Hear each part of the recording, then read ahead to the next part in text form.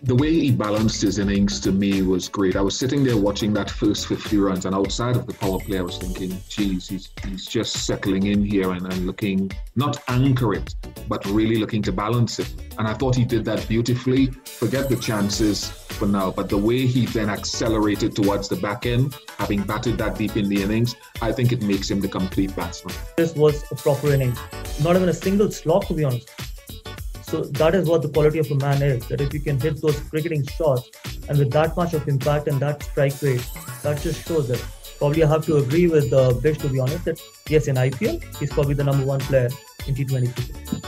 Sort of almost strengthens his position as probably in the top two or three Indian sort of white ball players at this point.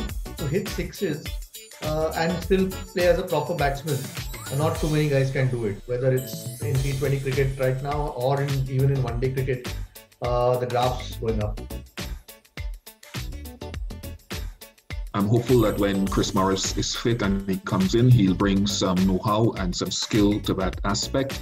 I also sort of have to believe that Mike Hesson will be able, with his crew, to fine-tune that and maybe utilize bowlers better in a different phase. So coming down to that back end, there'll be less, I suppose, trepidation. You start going back to days when the last IPL or previous IPL thinking that, oh, same problem, we couldn't rectify the same problem as well. You have another one or two games like this, and everything will start coming back in your mind, and it'll be difficult for the bowlers as well. So I hope this was just one of those bad days. But again, I think they need to start their death bowling as quickly as possible. Otherwise, it's going to come back to bite them big time. A little bit strange not to finish Umesh Yadav. I know it can be expensive, but he's still one of the main bowlers. It has been a problem for RCB, and it continues to be in spite of the change of venue. And it's only 2 games, so we shouldn't rush into judgment.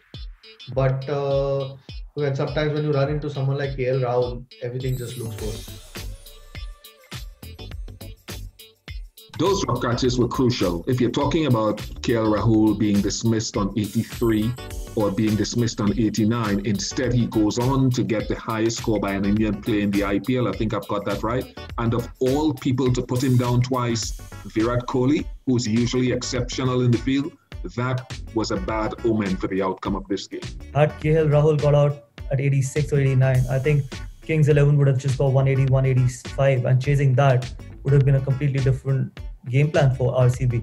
And that is how it happened. That is what T20 cricket is all about. Those small mistakes can make a huge difference as well. So it was a huge impact, especially from the overall results point of view. We've seen a few go down in this tournament. There's been a little bit of sloppy fielding, whether it's at least in Dubai, whether it's the lights that are the cause, the fielder might be able to answer, or the players might be able to answer, but dropping catches never helps. And today it was more costly than maybe some other days that you'll find.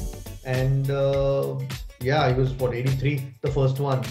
That's a lot of runs after that for T20 cricket. I know Shivam Dube bowled really well in his first 2 overs. Yes, you would actually be tempted to bowl him the third, but not the last one. When KL Rahul is already set and batting on 100 plus, you're walking on you're walking on the edge, because that can happen. Yes, I definitely would have actually had Navdeep Saini or Dale Steyn bowling the last over, though Dale Steyn is not the best death bowler, but I would have given the last over to the best bowler. He finished Navdeep Saini by the 17th over. Probably he could have actually used Umesh Yadav, who didn't have the best of the days. But Shivam Dube bowling the last over was probably a bad calculation. I mean, I understand Dube had a couple of decent overs, but when you come into the last over with the batsman set batting on 100 plus, you still want one of your main bowlers to try and bowl that particularly that last over, because in T20 cricket it changes so quickly. Even a couple of balls could make a huge difference. Okay, they were never in the chase because they lost too many wickets. That's the other thing. Virat Kohli cannot bat lower than 3. I mean, because they have Finch, he's not opening, but he just can't bat lower than 3. These are the games he kind of takes extra responsibility or rises to the occasion, if you like. And he likes to get in the game. So I was a bit surprised that he didn't come in number 3. So not great decision making on the day. I think Rahul got that right, because there's a history of leg spin against Virat, who didn't fall to leg spin tonight, and AB de Villiers, who did.